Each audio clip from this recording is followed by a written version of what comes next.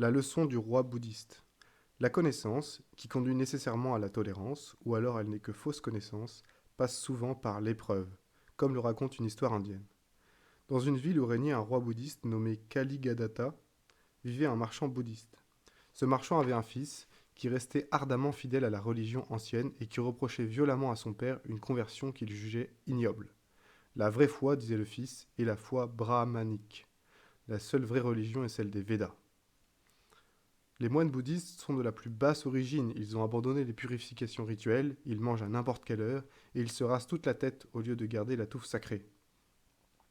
Le père essayait de lui dire qu'il existe plusieurs formes de religion, que le bouddhisme enseigne la compassion pour toutes les choses vivantes, qu'il enseigne aussi la paix.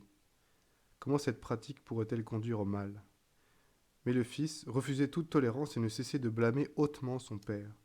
Celui-ci le conduisit enfin devant le roi, et le roi, informé de la querelle, se montra soudain possédé de la plus impitoyable colère et condamna le fils à mort. Oui, s'écria-t-il, il faut le tuer sans délai, car il est un danger de corruption pour tout notre peuple. Le père pria, implora, et le roi accorda un délai de 2 mois au jeune fanatique, afin qu'il corrigeât sa vie. Quel cri ai-je commis pour mériter la mort se demandait le fils du marchand.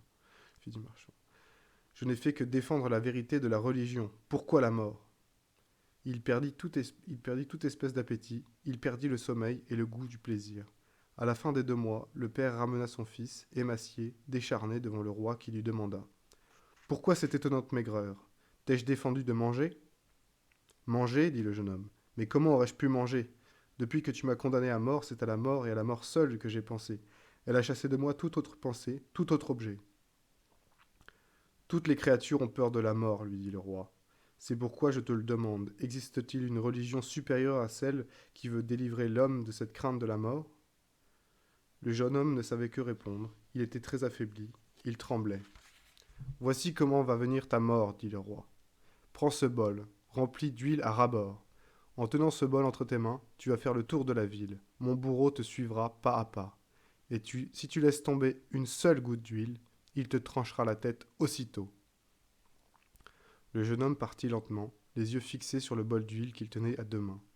Un bourreau gigantesque qui tenait une épée étincelante marchait au même pas derrière lui. Ils allèrent partout, dans les rues, dans la foule, près du fleuve.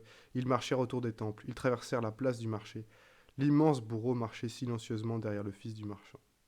Celui-ci ne renversa pas une seule goutte d'huile. Quand il revint au palais, à la tombée de la nuit, le roi lui dit: Qu'as-tu vu aujourd'hui dans la ville?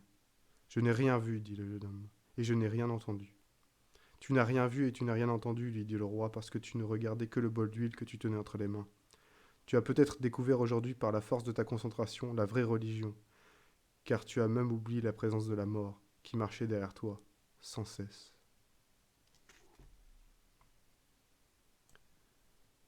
Erreur sur la personne. Une histoire juive classique, sujette à 1000 variantes, raconte une triste méprise. Un petit commerçant juif qui s'appelait Simon n'avait pour seul but que la richesse. Il économisait sou par sou, rognait sur son logement, sur ses vêtements, sur sa nourriture, avec une persévérance extraordinaire.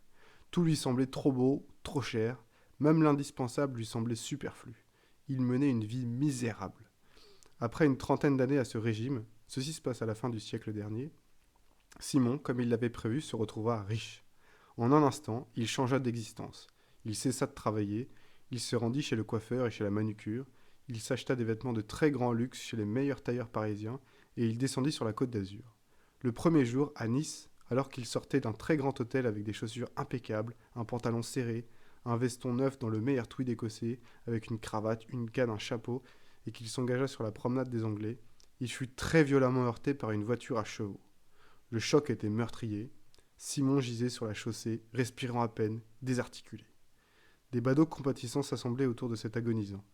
Alors, marqué par la douleur, les yeux pleins de larmes particulièrement amères, Simon leva son dernier regard vers le ciel et s'écria: Pourquoi?